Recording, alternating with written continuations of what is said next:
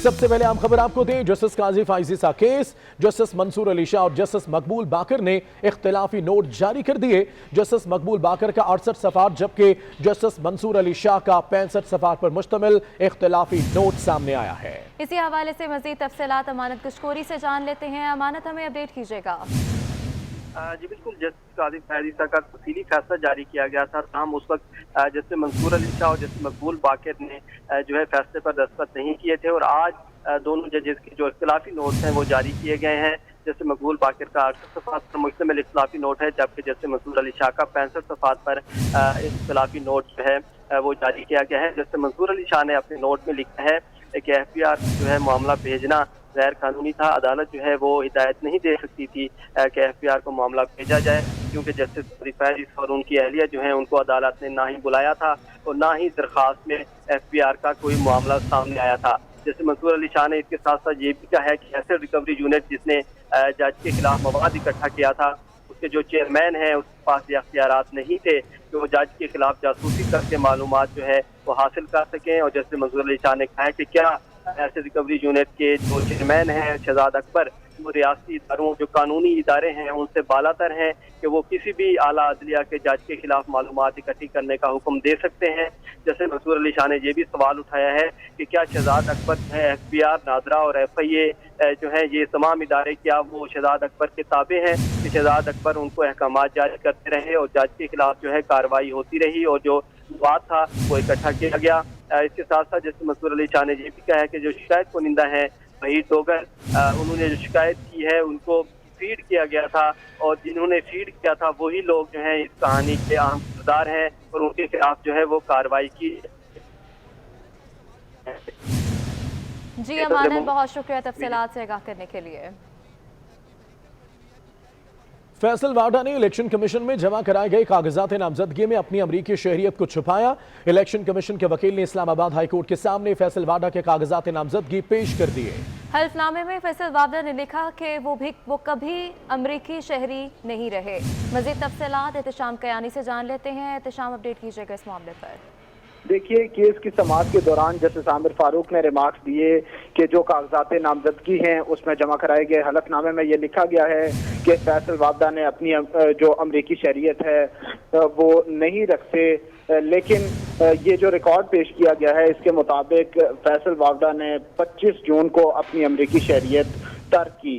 तो ये जो इलेक्शन कमीशन का रिकॉर्ड है उससे ये कंट्राडिक्टरी है। उसके बाद अदालत ने ये इस्तफसार किया कि ये दस्तावेजात जो पेश किए गए हैं इस पर आपका क्या मौक़िफ़ है। तो फैसल वावडा के वकील ने कहा कि ये दस्तावेजात जो हैं इन पर हमारा एतराज़ है कि ये जाली भी हो सकते हैं। अदालत ने उस पर बरहमी का इजहार किया कि पिछले 1 साल से आपसे जवाब मांग रहे हैं तो आप ही असल रिकॉर्ड पेश कर देते या अपने जवाब में ये लिख देते कि ये रिकॉर्ड असल नहीं है।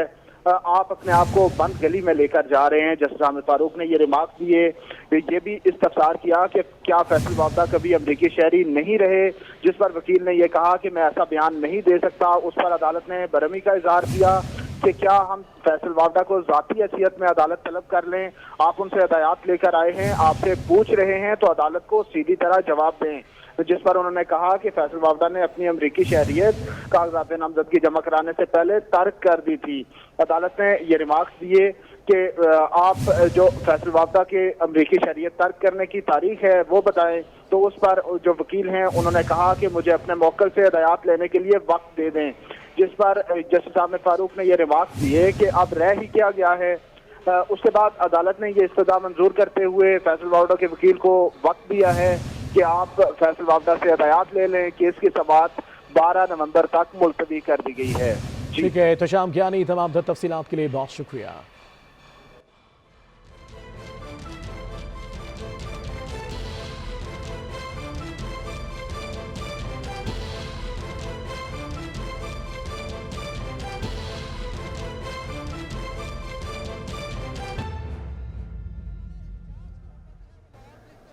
कौन होगा अमेरिका का 59वां सदर? 270 इलेक्टोरल वोट लेने वाला नया सदर बनेगा। 50 में से 43 रियासतों के नतीजे आ गए।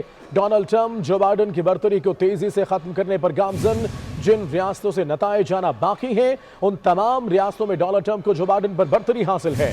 डेमोक्रेटिक उम्मीदवार जो बाइडेन 238 इलेक्टोरल वोट के साथ आगे हैं, जबकि ट्रंप को 213 इलेक्टोरल कॉलेज वोट मिले हैं। जो बाइडेन ने वॉशिंगटन, ऑरिगॉन, कैलिफोर्निया, एरिजोना और न्यू मैक्सिको की रियासतें जीत ली हैं। कोलोराडो, मैसाचुसेट्स, इलिनॉइस और वर्जीनिया से भी कामयाबी हासिल की है। तमाम तर तफसीलात जानते हैं, इमरान याकूब ढिल्लू हमारे साथ हैं। इमरान बताएगा अभी तक की पोजीशन क्या है, सूरत हाल क्या है यहाँ की? जी, वीडियो नतायज मुकम्मल होते जा रहे हैं, उनको मुकाबला और सख्त होता जा रहा है। ट्रंप जो कि पीछे रह गए थे वो आहिस्ता आहिस्ता जो है बाइडेन की लीड खत्म करते हमें नजर आ रहे हैं। अब जबकि सिर्फ 7 रियासतों के नतायज बाकी बचे हैं। 43 स्टेट्स के रिजल्ट जो है वो ऑलमोस्ट आ चुके हैं और उनमें जो है बाइडेन को बढ़तरी है वो 238 वोट के साथ आगे हैं। लेकिन जो अब बाकी रियासतें बची हैं जिनमें 6 स्टेट्स हैं वो असल में सारी स्विंग स्टेट्स हैं और अभी तक के जो ट्रेंड है वो ये कह रहा है कि प्रेसिडेंट ट्रंप को बढ़तरी हासिल है। लेकिन इसमें बड़ी अहम बात है कि जो पेंसिल्वानिया स्टेट है और विस्कॉन्सिन, उन दोनों स्टेट्स में अभी तक जो अर्ली वोटिंग हुई थी या डाक के जरिए वोट आए थे उनकी गिनती ही स्टार्ट नहीं हुई। तो हम कह सकते हैं कि वहाँ का रिजल्ट भी हो सकता है और वो यकीनन उसमें काफी टाइम लगेगा उस रिजल्ट आने में और असल नतीजा तो इन स्टेट्स के नतीजे आने के बाद ही होगा। तो अब फिर ही फैसला हो सकेगा कि व्हाइट हाउस का अगला मकीन कौन बनेगा। इस हवाले से थोड़ी देर पहले बाइडेन ने अपनी एहलिया के हमरा खिताब भी किया है जिसमें उन्होंने ठीक है, इमरान हमारे साथ रहेगा, हमें ज्वाइन किया है सीनियर तजियाकार मैडम नसीम जहरा साहबा हमारे साथ हैं। मैडम आपके वक्त का बहुत शुक्रिया। किस तरह देखती हैं 238 जो बाइडेन और 213 पर है ट्रंप, इस वक्त सूरत हाल ये है कि तेजी से ट्रंप नीचे से ऊपर आ रहे हैं, आप समझते हैं कि बाजी पलट सकती है मौजूदा सूरत हाल के मुताबिक? देखिए, अभी जो कंफर्म इलेक्टोरल कॉलेज का है वो तो 220 बाइडेन के हैं और 213 ट्रंप के हैं।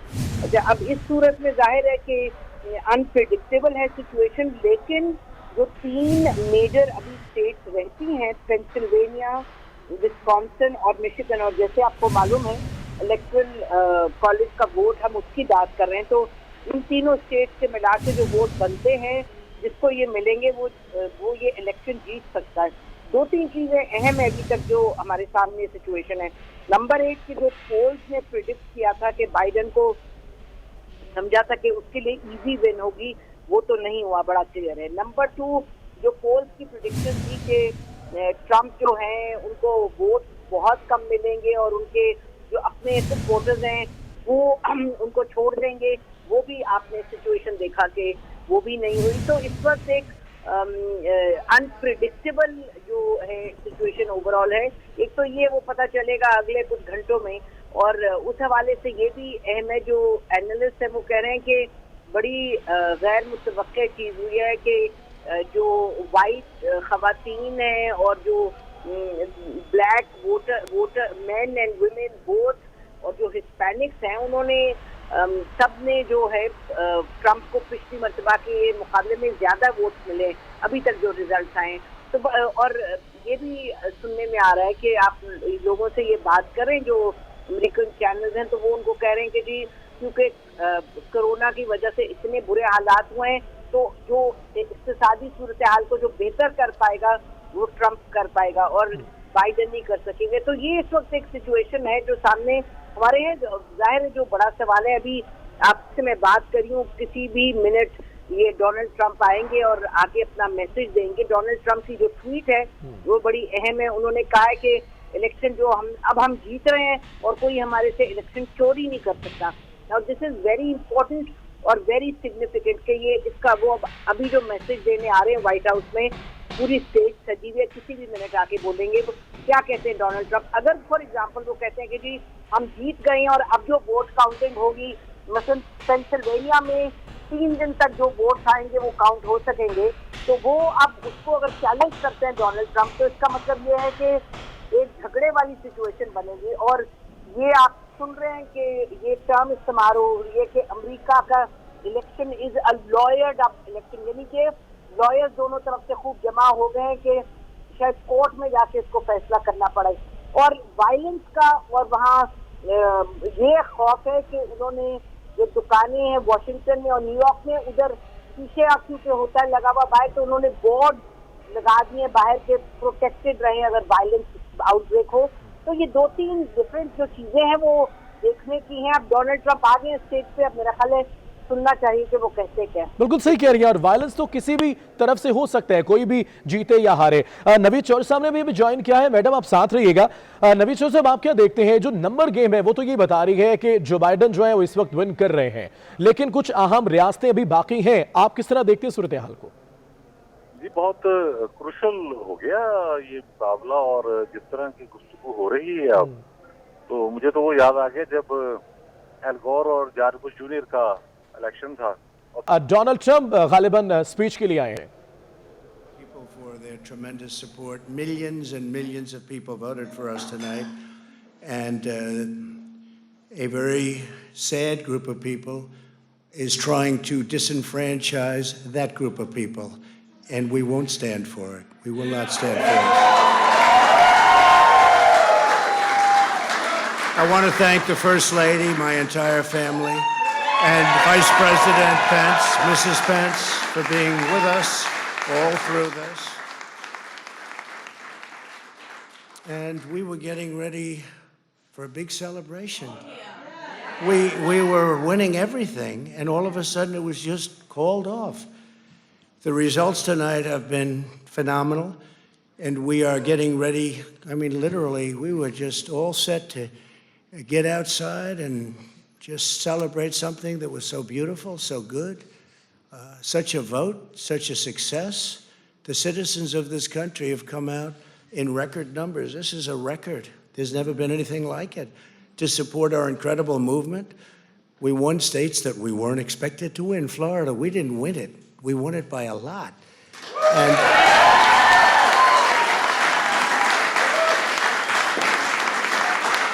we won the great state of Ohio. We won Texas. We won Texas.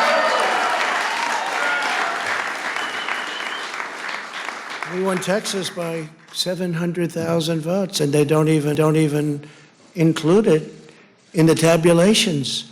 It's also clear that we have won Georgia.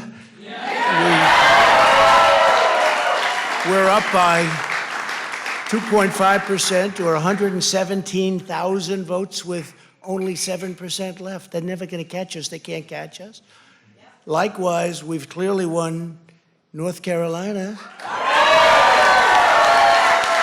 where we're up 1.4%, or 77,000 votes, with only approximately 5% left. They can't catch us. We also, if you look and you see, Arizona, we have a lot of life in that. And somebody declared that it was a victory for, and maybe it will be. I mean, that's possible. But certainly there were a lot of votes out there that we could get, because we're now just coming into what they call Trump territory. I don't know what you call it, but these were friendly Trump voters. And that could be overturned. The gentleman that called it, I watched tonight, he said, well, we think it's fairly unlikely that he could catch. Well, fairly unlikely. And we don't even need it. We don't need that. That was just a state that if we would have gotten it, it would have been nice, Arizona. But there's a possibility, maybe even a good possibility. In fact, since I saw that originally, it's been changed, and the numbers have substantially come down just in a small amount of votes. So we want that, obviously, to stay in play. But most importantly, we're winning Pennsylvania by a tremendous amount of votes.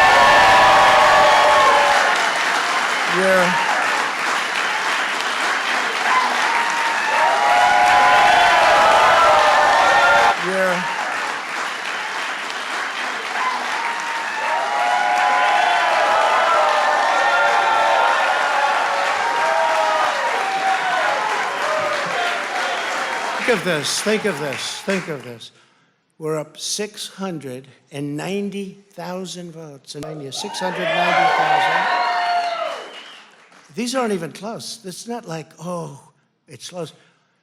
With 64% of the vote in, it's going to be almost impossible to catch. And we're coming into good Pennsylvania areas where they happen to like your president. I mean, it's like very good.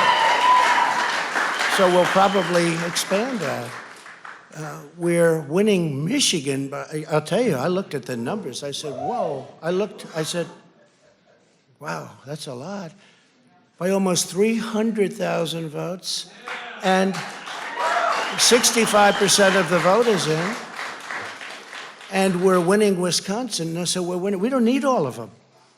We need, because when you add Texas in, which wasn't added, I spoke with the really wonderful governor of Texas just a little while ago, and Greg Abbott, he said, congratulations. He called me to congratulate me on winning Texas. I mean, we won Texas. I don't think they finished quite the tabulation, but there's no way.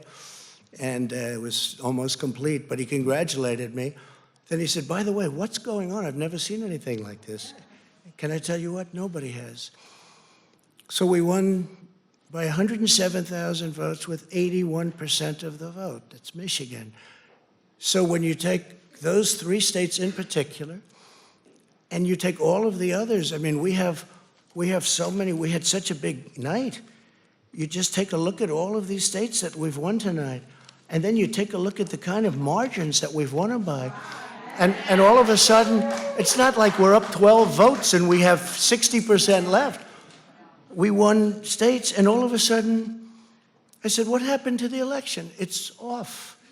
And we have all these announcers saying, what happened? And then they said, oh, because you know what happened? They knew they couldn't win. So they said, let's go to court. And did I predict this, Newt? Did I say this? I've been saying this from the day I heard they were going to send out tens of millions of ballots. I said exactly, because either they were going to win, or if they didn't win, they'll take us to court.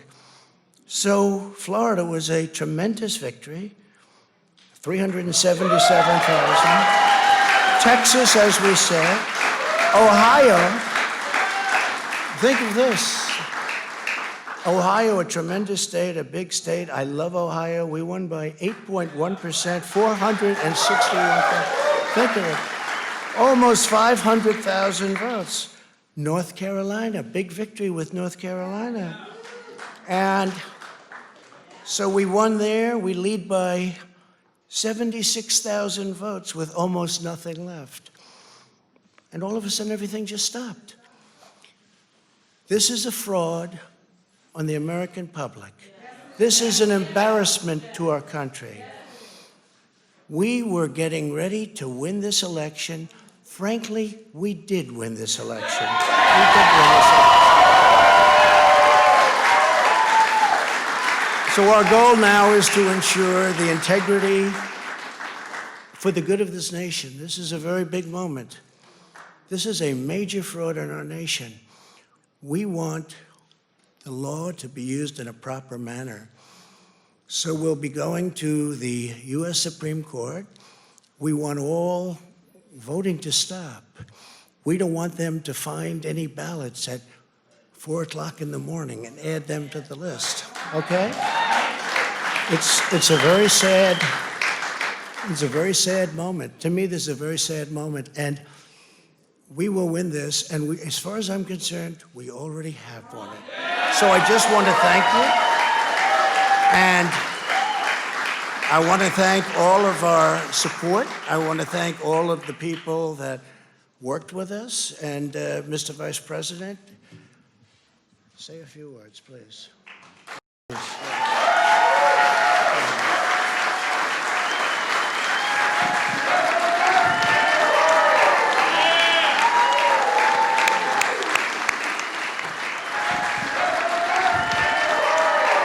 I want to join you in thanking more than 60 million Americans who have already cast their vote for 4 more years for President Donald Trump in the White House.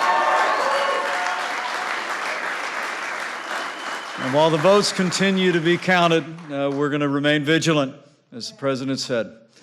The right to vote has been at the center of our democracy since the founding of this nation, and we're going to protect the integrity of the vote.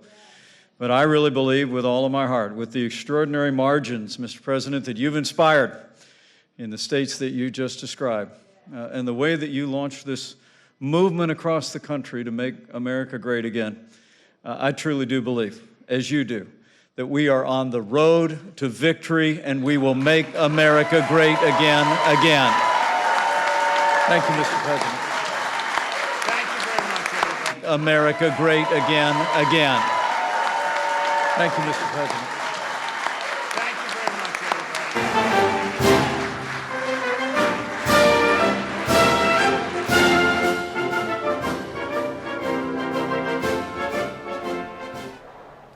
हम मुलाहिजा कर सकते हैं Bosnia के आज़म house आमद, garden of honour पेश किया गया, भरपूर इस्तकबाल किया गया उनकी आमद पर। यह मनाजिर आप देख सकते हैं, बॉस्निया के सदर जो कि पाकिस्तान पहुँचे हैं, उन्हें भरपूर इस्तकबाल उनका किया गया, गार्ड ऑफ ऑनर पेश किया गया।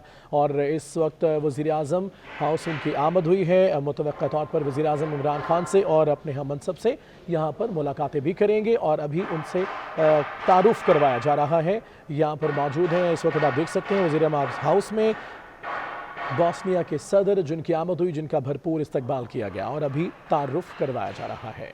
बॉस्निया के सदर जो कि पाकिस्तान पहुँचे हैं, गार्ड ऑफ ऑनर पेश किया गया वज़ीर आज़म इमरान खान से और हम मनसब सदर डॉक्टर आरिफ अलवी से भी उनकी मुलाकात मुतवक्के है। इस वक्त ये मनाजिर बॉस्निया के सदर वज़ीर आज़म हाउस जिनकी आमद हुई, तारुफ करवाने के बाद आगे बढ़ रहे हैं। मुतवक्के है वज़ीर आज़म इमरान खान से मुलाकात भी और हम मनसब डॉक्टर आरिफ अलवी जो कि सदर पाकिस्तान है उनसे भी मुलाकात होगी।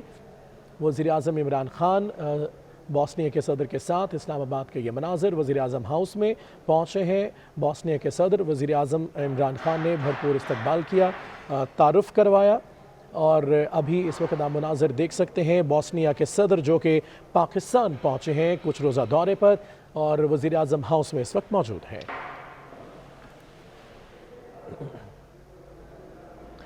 एक बार फिर यूएस इलेक्शन की बात करेंगे, हमारे साथ नवीद चौधरी साहब हैं। नवीद चौधरी साहब, आपने यकीनन बात सुनी डोनाल्ड ट्रंप की। उन्होंने कहा कि चंद गिरोह ऐसे हैं जिन्होंने यहाँ पर धांधली करने की कोशिश की है या कुछ रुकावट डालने की कोशिश की है, लेकिन हम ऐसा नहीं करने देंगे, हम इलेक्शन जीते हैं और बड़े मार्जिन से हम आगे हैं। क्या कहेंगे सर इस पर आप?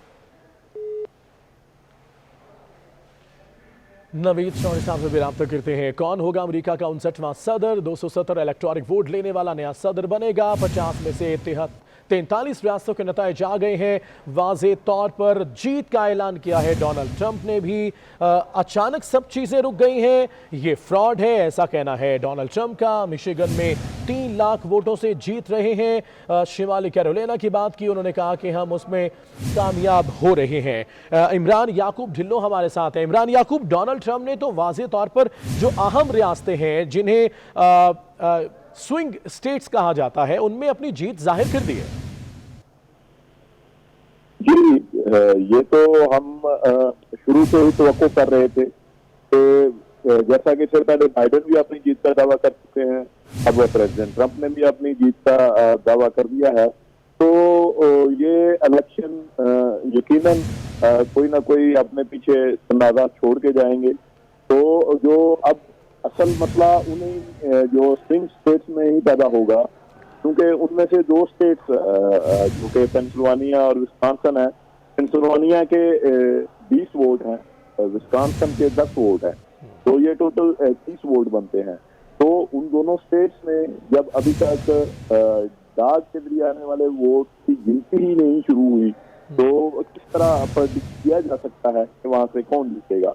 जबकि 10 करोड़ वोट पास हुए हैं अर्ली वोटिंग और डाक के जरिए, तो ये एक बहुत बड़ी तादाद है वोटों की।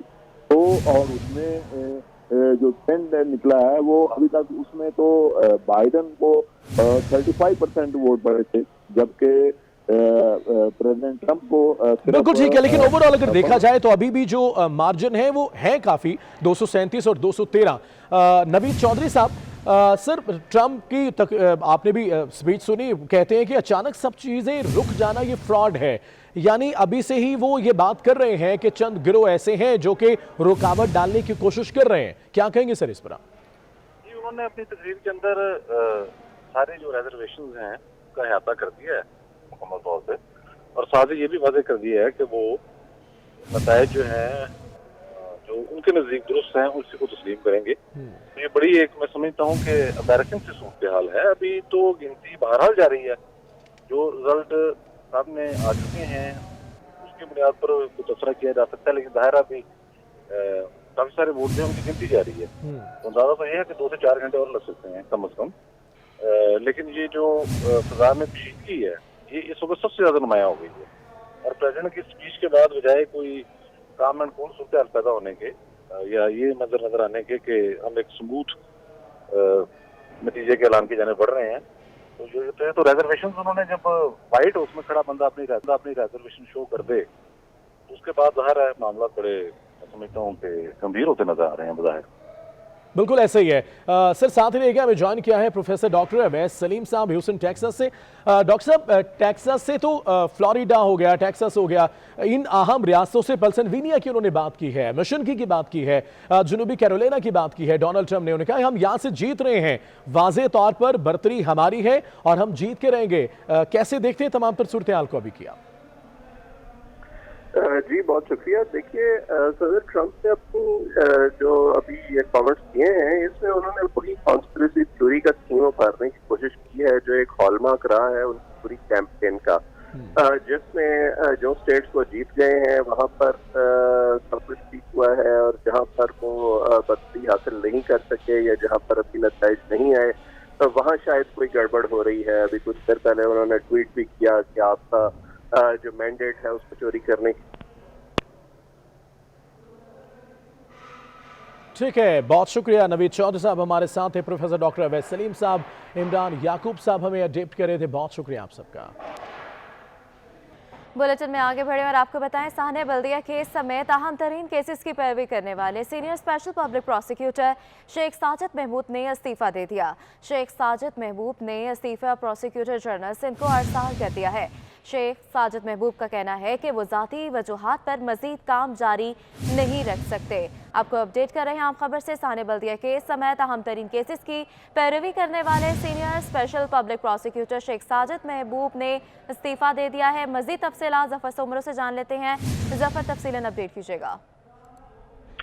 जी बिल्कुल, देखें ये साजिद महबूब जो है प्रोसिक्यूटर रहा है रेंजर्स का, उसने आज जो अपना इस्तीफा वो दे दिया है। उसने ये अपने इस्तीफा में कहा कि अपनी ज़ाती मसरूफियात के बाद जो है मैं मजीद जो है ये काम जारी नहीं रख सकता, लिहाजा मेरा जो इस्तीफा है वो मंजूर किया जाए। और साजिद महबूब शेख ने जो अपना इस्तीफा है वो प्रोसिक्यूटर जनरल सिंध को अर्सा कर दिया है। और साजिद महबूब जो है 5 साल तक जो है वो बतौर रेंजर्स प्रोसिक्यूटर अपनी खिदमत जो है सर अंजाम दे रहा था। उजैर बलोच और डॉक्टर आसिम समेत दीगर अहम केसेस में वो रेंजर्स के जो है केस में पैरवी की थी। और उसके अलावा जो सानिया बल्दिया केस था उसमें भी साजिद महबूब ने अपनी जो खिदमत थी वो अंजाम दी थी। और रेंजर्स के जो प्रोसिक्यूटर बतौर जो है 5 साल तक इसने अपना काम यहाँ पर जारी रखा। और आज उसने अपना इस्तीफा जो है एडवोकेट जनरल सिंध जो है उसको अर्सा कर दिया कि मैं मजीद काम जारी नहीं रख सकता। जबकि ज़राए के मुताबिक साजिद महबूब को जो है कुछ दिन कबल जो है धमकियां दी जा रही थी कि आप केस की पैरवी ना करें, और इस हवाले से जो है साजिद महबूब ने अपनी जो नकल हरकत है वो भी महदूद रखी है। और ज़राए के मुताबिक इस वजह से ही साजिद महबूब ने जो है आज इस्तीफा जो दे दिया है। जी जफर, बहुत शुक्रिया तफसीलात से आगाह करने के लिए। मुस्लिम लीग नून के रहनुमा कैप्टन रिटायर्ड सफदर का कहना है कि उन्हें इंतकामी कार्रवाई का निशाना बनाया जा रहा है। 300 इंक्वायरीज की गई, निकला कुछ भी नहीं। अब वक्त है कि नैब कवानीन में तरमीम की जाए और नैब दफातर में यूनिवर्सिटियां बनाई जाए। हुकूमत जा रही है, इलेक्शन हो रहा है, इस्तीफे आ रहे हैं। वो पेशावर में मीडिया से गुफ्तगू कर रहे थे।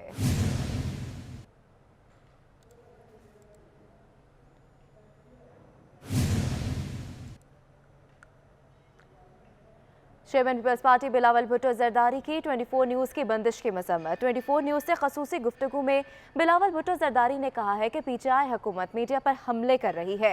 24 न्यूज़ सच की आवाज़ है। इमरान खान सच छुपाने के लिए 24 न्यूज़ को बंद किया। 24 न्यूज़ की बंदिश के हवाले से कि हुकूमत बार बार 24 न्यूज़ पर पाबंदियां लगा रही है, इसके ऊपर आपका सर क्या कहना है? यही एक तो मैं फ़ौरन इसका जितना in the strongest possible terms इसका मज़ाहमत करता हूँ। मीडिया पे जिस तरीके से पीटीआई की हुकूमत ने पहले दिन आते हुए हमले करते आ रहे हैं वो आपके सामने है। और ये लेटेस्ट जो पाबंदी है चैनल 24 पे, जो एक सच बोलने वाला चैनल, हर साइड का मौक़िफ़ दिखाने वाला चैनल पे जिस साजिश के तहत इसको बंद किया गया है, हम इसका भी मज़म्मत करते हैं। मगर आपके व्यूअर्स के सामने, पब्लिक के सामने डालना भी चाहेंगे कि आज से नहीं, ये पहले दिन आके चैनल्स पे, जर्नलिस्ट पे मुआशी हमला करके, बेरोज़गार करवा के, उनके एड्स बंद करके और ज़बरदस्ती उनके इंटरफेयर करना, यहाँ तक कि मालिकान को गिरफ्तार करना, और जैसे चैनल 24 की सूरत में बंद कर सिर्फ इस बात पे कि इमरान खान पाकिस्तान के अवाम को सच नहीं दिखाना चाहता है।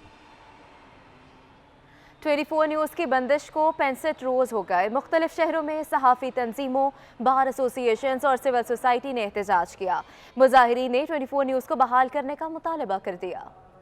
2 माह से जायद का अरसा बीत गया, 24 न्यूज़ बंद है। अवाम अपना मनपसंद और हक़ाइक़ पर मबनी खबरें देने वाला चैनल देखने से महरूम है। 24 न्यूज़ की बंदिश के खिलाफ हैदराबाद और लाड़काना में सहाफ़ी तंजीमों और वकला बरादरी ने एहतजाज किया। 24 जो चैनल है वो मैं समझती हूँ कि बड़ी ज़बरदस्त किस्म की कवरेज दे रहा था इन चीज़ों में, जिसको इंतकामी तौर पर पेमरा ने जो बंद कर दिया, और 2 माह से ये तकरीबन बंद है। हम सब लोग भी देख रहे हैं, वकला बरादरी भी। इसको बंद करना बड़े दुख की बात है। हम हुकूमत पाकिस्तान से मुतालबा करते हैं कि इसको खोला जाए। 24 न्यूज़ की बंदिश पर प्रेस क्लब दादू के सदर की ज़ेरे क़यादत सहाफ़ियों ने एहतजाज किया। मुज़ाहिरीन का कहना था कि मीडिया हाउसेस बंद करके हुकूमत सैकड़ों खानदानों के चूल्हे ठंडा करना चाहती है। इज़हार आज़ादी पर एक वार किया है हुकूमत ने, और उसकी मजम्मत करते हैं, और हम फिलफौर हुकूमत से मुतालबा करते हैं कि उसकी बंदिश ख़त्म की जाए। मुतालबा करते हैं कि फौरी तौर पर 24 चैनल पे जो पाबंदी है वो ख़त्म की जाए और उसको खोला जाए। मुख्तलिफ शहरों में 24 न्यूज़ की बंदिश पर एहतजाज जारी है। शहर शहर ये मुतालबा किया जा रहा है कि 24 न्यूज़ की नशियात बहाल की जाए। पीपल्स पार्टी के रहनुमा और साबिक सूबाई वजीर शर्जील इनाम मेमन ने 24 न्यूज़ के लाइसेंस की बहाली का मुतालबा करते हुए कहा है, 24 न्यूज़ हक और सच की आवाज़ है। जमहूरियत पसंद लोग चाहते हैं कि मीडिया को आज़ादी मिले। इमरान खान ने मीडिया पर वो पाबंदियां लगाई जो बदतरीन आमर ने भी नहीं लगाई। मजीद उन्होंने क्या कहा, आपको सुनवाते हैं। चैनल 24 एक हक और सच की आवाज़ है।